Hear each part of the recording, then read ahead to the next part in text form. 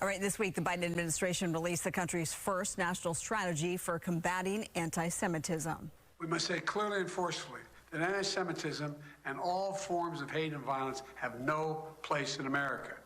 And silence is complicity. Last year, there were nearly 3,700 reported incidents of anti-Semitic assault, harassment, and vandalism in the U.S. According to the Anti-Defamation League, that is a 36% increase over 2021. Former President Barack Obama just tweeting this a few hours ago, quote, "The rise of anti-Semitic attacks should alarm all of us. Anti-Semitism and bigotry, like all forms of hate, have no place in our world, and it's on each of us to combat this growing threat. POTUS is right for President Biden to take on this issue, and he deserves our support."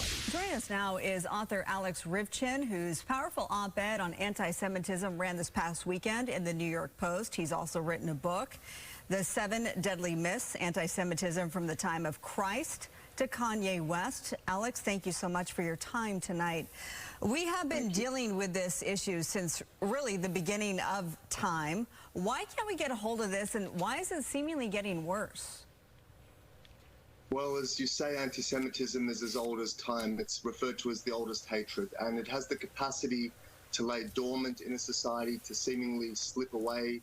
But then when there's some turbulence, fractures in society, events like revolutions or economic downturns or pandemics, it all bubbles to the surface. And there's a number of factors why we've seen the resurgence of it. Certainly social media plays a key part. You know, historically, it required the printing press and the publication of books and artworks to go globally in a slow fashion to spread this propaganda and the conspiracy theories and mythology through which anti-Semitism thrives. But these days, as we see, particularly in the case of Kanye West, it takes social media, it takes a few moments, and the same tropes and lies that have led to the slaughter of the Jewish people for centuries can be spread globally. Yeah, really quickly as well, and one person can do it. So we know sometimes it starts kind of with the small stuff.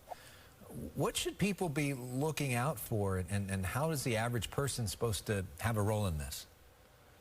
Well, the unique thing about anti-Semitism that distinguishes it from other forms of hatred is the way that it's transmitted and expressed through mythology and conspiracy theories that have been honed and shaped over centuries. So when we see people devolving into theories about Jewish control of banking, of government, of the media, about Jewish bloodthirstiness, about Jewish obsession with money, these sorts of things should be triggers and warnings to society, to law enforcement, that people are delving deeper and deeper into conspiratorial thinking, which often has very dangerous outcomes. And we saw in Allen, Texas, in that tragic massacre that occurred there, the gunman was one of these people that descended into anti-Semitic conspiracy theories, which ultimately pushed him over the edge. What do you make of President Biden's announcement yesterday on the national strategy to combat anti-Semitism? Are you pleased with it? I'm pleased. I think any time an administration prioritizes the fight against anti-Semitism, it's a good thing and they should be commended. But the key will be the execution. And this has to be done correctly. And for it to be done correctly, there needs to be a focus on education. And it has to be the right kind of education.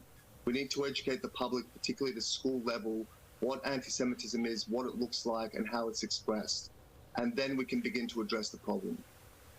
And lastly, real quick, what is the most effective way of persuading somebody that may be, you know, on the fence here about some of this stuff? Obviously, some people are just so racist that you can't do anything. But yeah. Look, I found that you need to give people the benefit of the doubt. There are those that are so far gone that there's no purpose in engaging with them, but they're rarities. In most cases, engagement is critical. The more that people meet Jews and spend time with Jews, they tend to like them. And the mythical Jew that has been created over centuries tends to slip away. So the more that we can engage across communities, the more we can deal with anti-Semitism.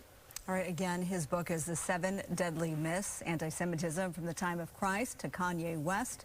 Alex Ryvchin, thank you so much for spreading this message tonight with us. Thank you so much.